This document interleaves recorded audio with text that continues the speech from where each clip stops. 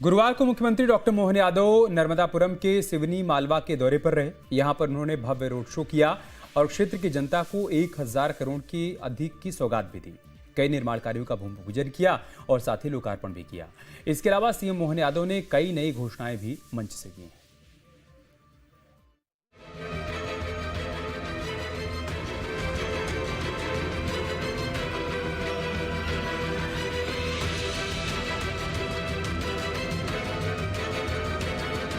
मध्य प्रदेश के मुख्यमंत्री डॉक्टर मोहन यादव नर्मदापुरम के सिवनी मालवा पहुंचे। यहां उन्होंने सबसे पहले रोड शो किया। इस भव्य रोड शो में अपने मुख्यमंत्री की एक झलक पाने के लिए सिवनी मालवा की भारी भीड़ उमड़ी। रोड शो के दौरान क्षेत्र की जनता ने सीएम डॉक्टर मोहन यादव पर फूल बरसाकर उनका स्वागत किया। वहीं मुख्यमंत्री ने हाथ जोड़कर जनता का अभिवादन स्वीकार किया। सीएम मोहन यादव का ये रोड शो सिवनी के कृषि उपज मंडी पहुंचा, जहां मुख्यमंत्री को सुनने के लिए भारी भीड़ इकट्ठा हो गई। मंच पर पहुंचते ही सीएम मोहन यादव का फूल मालाओं से जोरदार स्वागत किया गया। इसके बाद बारी थी सिवनी मालवा को सौगात देने की।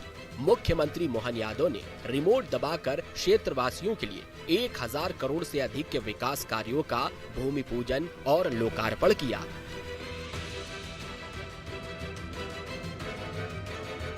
सीएम ने 972 करोड़ 16 लाख की लागत वाले नर्मदापुरम टिमरनी मार्ग का भूमि पूजन किया। 2 लेन की सड़क की लंबाई 72 किलोमीटर से अधिक है। वहीं 106 करोड़ 34 लाख रुपए के कई विकास कार्यों का भूमि पूजन और लोकार्पण भी किया। कुल 1078 करोड़ से अधिक के विकास कार्यों का भूमि पूजन और लोकार्पण हुआ। आज के इस कार्यक्रम में नर्मदापुरम टिमरनी स्टेट हाईवे के लोकार्पण और इस अवसर पर लगभग 1000 करोड़ का एक नया लगभग 1000 क्योंकि 972 करोड़ रुपया है और सब मिलाकर के लगभग 1000 करोड़ रुपया हो जाएगा। ऐसे इसका नए रोड का भूमि पूजन खास करके स्टेट हाईवे 67 का उन्नयन और पुनर्निर्माण, इसके साथ साथ 106 करोड़ 30 लाख की लागत से 96 विकास कार्यों की सौगात मिली है। इसमें 48 करोड़ 61 लाख की लागत से 45 विकास कार्यों का लोकार्पण हुआ है। 57 करोड़ 69 की लागत से 51 विकास कार्यों का भूमि पूजन हुआ है। लगभग 100 करोड़ का जोरदार ताली बजा करके आइए 100 करोड़ के आसपास के सारे विकास कार्य का भूमि पूजन लोकार्पण हम कर रहे हैं। इसके अलावा सीएम मोहन यादव ने स्थानीय जनप्रतिनिधियों की मांग पर नए विकास कार्यों की घोषणा भी की। नए पुल सड़कों के अलावा इलाके में सांदीपनी विद्यालय खोलने की भी घोषणा मुख्यमंत्री ने की।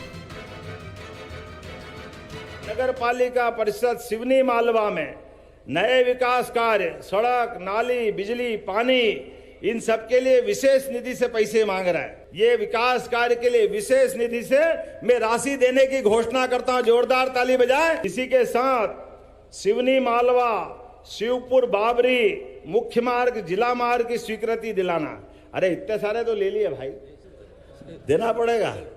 चलो जोरदार ताली बजाओ, देने की घोषणा करता हूं। नेहरू हाई स्कूल बानापुरा और पीएमसी में दोनों में नए कक्ष चाहिए, देना है क्या? तो ताली बजाओ जोरदार तरीके से, मैं देने की घोषणा करता हूं। इससे में आपने कहा शिवपुर में सांदीपनी विद्यालय और डोलपुर में भी सांदीपनी विद्यालय।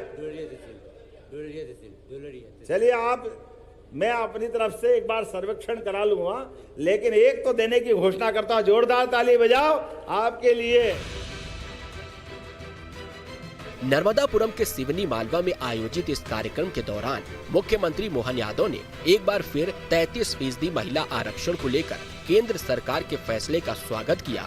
सीएम ने कहा कि नारी शक्ति वंदन अधिनियम के लागू होने से देश की महिलाओं को और ताकत मिलेगी।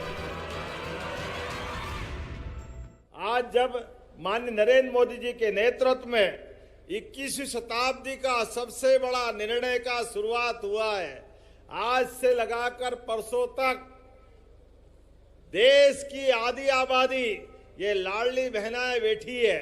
हमारे लिए सौभाग्य की बात है, माननीय नरेंद्र मोदी जी के नेतृत्व में नारी शक्ति अधिनियम के माध्यम से नारी वंदन अधिनियम वास्तव में बहनों को बड़ी ताकत दे करके दुनिया में सबसे सक्षम देश, सबसे बड़ा लोकतांत्रिक देश अपनी आधी आबादी को नमन कर रहा, जोरदार अभिनंदन करे अपने इस बड़े कानून के लिए, जिसके भरोसे से भविष्य में अपने प्रदेश के साथ साथ लोकसभा, विधानसभा में हमारी बहनों को ताकत मिलेगी।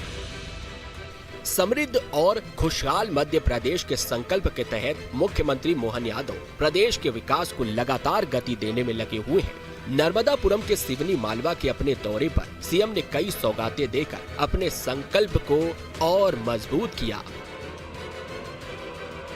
नर्मदापुरम से राहुल अग्रवाल के साथ टीम न्यूज स्टेट।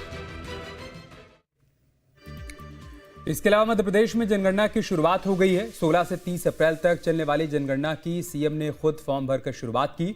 राज्य स्तरीय जनजातीय उपयोजना कार्यशाला का सीएम ने उद्घाटन भी किया। तो वहीं महिला आरक्षण बिल के मुद्दे पर मुख्यमंत्री ने कहा कि जो दल इसका विरोध कर रहे हैं, जनता उन्हें कभी माफ नहीं करेगी।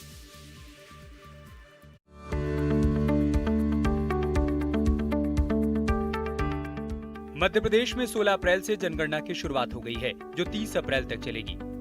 सीएम हाउस में खुद मुख्यमंत्री मोहन यादव ने डिजिटली स्वगणना का फॉर्म भरकर इसकी शुरुआत की।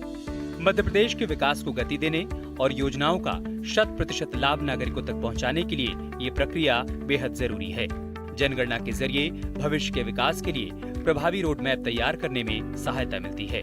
मुख्यमंत्री मोहन यादव ने सभी प्रदेशवासियों से अपील की है कि वो स्वगणना का फॉर्म भरें और जब जनगणना की टीम घर आए तब सभी जरूरी जानकारियां उन्हें जरूर दें। सीएम ने कहा कि ये बच्चों के उज्जवल भविष्य के लिए है। 16 अप्रैल से 30 अप्रैल तक डिजिटली स्वगणना अभियान का मैं स्वयं भागीदार भी बना हूँ और आप सबके माध्यम से अपील करना चाहूँगा कि डिजिटली जनगणना में हम सब मिलकर के बढ़ चढ़ कर के भाग लें। जनगणना के माध्यम से भविष्य में विकास की सारी रोड मैप बनाने में मदद मिलेगी। बच्चों के स्कूल, हॉस्पिटल, सब प्रकार की जन सुविधाएँ और अलग अलग प्रकार के विकास के सारे पैमाने, इसकी दृष्टि से जनगणना का ये जो वर्तमान के दौर में अत्यंत और महत्व बढ़ जाता है। सीएम मोहन यादव भोपाल के आरसीवीपी नरहुना प्रशासन एवं प्रबंधकीय अकादमी में आयोजित कार्यक्रम में भी शामिल हुए। यहाँ उन्होंने राज्यपाल के साथ राज्य स्तरीय जनजातीय उपयोजना कार्यशाला का शुभारंभ किया। इस दौरान मुख्यमंत्री ने बताया कि उनकी सरकार केंद्र सरकार के साथ मिलकर जनजातीय वर्ग के लिए लगातार काम कर रही है। इसके लिए विशेष बजट का भी प्रावधान किया गया है। हमारे प्रदेश में देश का बड़ा हिस्सा जनजाति भाई बहनों का हमारे प्रदेश के अंदर है। ऐसे में उनके जन कल्याण की दृष्टि से भारत सरकार और मध्य प्रदेश सरकार मिलकर के अपना एक बड़ा बजट का हिस्सा रखते हैं। बजट का सही अर्थ में जनजाति समाज के विकास में उसका सदुपयोग हो, विकास की धारा में जनजाति समाज भी कदम से कदम मिला करके बाकी समाज के साथ चले। हमारी सरकार लगातार जनजाति का बजट भी बढ़ाती जा रही है और ऐसे में भारत सरकार भी माननीय प्रधानमंत्री के माध्यम से, प्रधानमंत्री जनमन योजना के माध्यम से भी बड़े पैमाने पर आवास से लेकर सब प्रकार की राशि दे करके और उम्मीद कर रहे हैं कि हमारे समाज का ये घटक कदम से कदम मिला के चले। मैं बधाई देना चाहूँगा महामहिम के माध्यम से चलने वाली ये 2 दिवस की कार्यशाला, जिसमें शासन के और सामाजिक क्षेत्र के लोग मिलजुल करके इसमें भाग लेकर अलग अलग सत्रों के माध्यम से हमारे इस समूचे वर्ग के श्रेष्ठता के लिए काम करेंगे। इधर लोकसभा में महिला आरक्षण कानून में संशोधन से जुड़े 3 बिलों पर चर्चा को लेकर सीएम मोहन यादव ने कहा कि इससे आधी आबादी का जीवन बदलेगा। वहीं सीएम ने विपक्ष को आईना दिखाते हुए कहा कि जो लोग महिलाओं के आरक्षण का परिसीमन के बहाने विरोध कर रहे हैं, उन्हें जनता कभी माफ नहीं करेगी। मुख्यमंत्री मोहन यादव ने विपक्ष से अपील की कि वो नारी शक्ति वंदन अधिनियम का समर्थन करें। लोकसभा में माननीय प्रधानमंत्री के द्वारा इस संकल्प की पूर्ति हो रही कि हमारी आधी आबादी के जीवन को बदलने के लिए नारी सशक्तिकरण अधिनियम का लाना, ये हमारे लोकतंत्र के लिए भी सार्थकता प्रदान करेगा और 33% आरक्षण के माध्यम से वास्तव में राजनीति की धारा बदलेगी। तथाकथित जो लोग भी विरोध कर रहे हैं उनको समझ में आना चाहिए, बहनों का उनका अधिकार देना, यद्यपि वो दोहरा मापदंड अपना रहे हैं।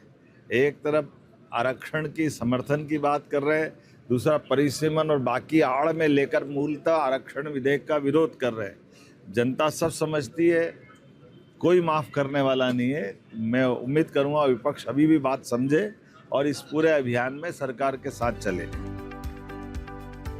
सीएम मोहन यादव के मुताबिक देश की आधी आबादी को उनका हक देने के लिए नारी शक्ति वंदन अधिनियम केंद्र सरकार का बड़ा फैसला है। सीएम मोहन यादव ने बदलते दौर में महिलाओं को 33% आरक्षण का समर्थन किया। साथ ही अधिनियम पर कांग्रेस के दो तरफा रवैये पर सवाल खड़े किए।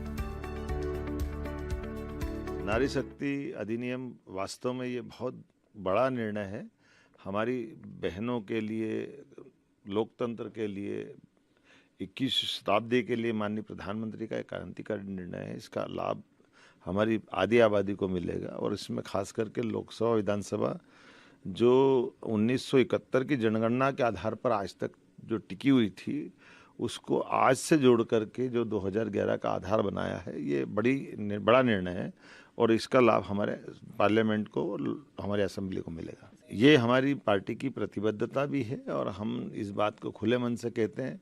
यद्यपि कांग्रेस सहित सब लोग भी कहते हैं कि महिला आरक्षण होना चाहिए, लेकिन उनकी नीति और नीयत में फ़र्क दिखता है, इसीलिए वो एक बार फिर उनके बेनकाबा होते दिखाई दे रहा है। मैं आपके माध्यम से अपील करूंगा कि इसको सर्वानुमति से पारित करना चाहिए और ये लोकतंत्र के लिए अत्यंत आवश्यक है। देखिए, विपक्ष हमेशा मीन मेख निकालता रहता है और इसी कारण से उसका जनाधार भी घट रहा है। किसी भी विषय को अगर उनको कोई बात लगती है तो फ्लोर पे बोले। विरोध करने वाली बात अगर ला रहे हैं तो इससे जनता के बीच में गलत संदेश जाएगा। आधी आबादी उनके बारे में क्या सोचेगी, ये कांग्रेस को सोचने का विषय है।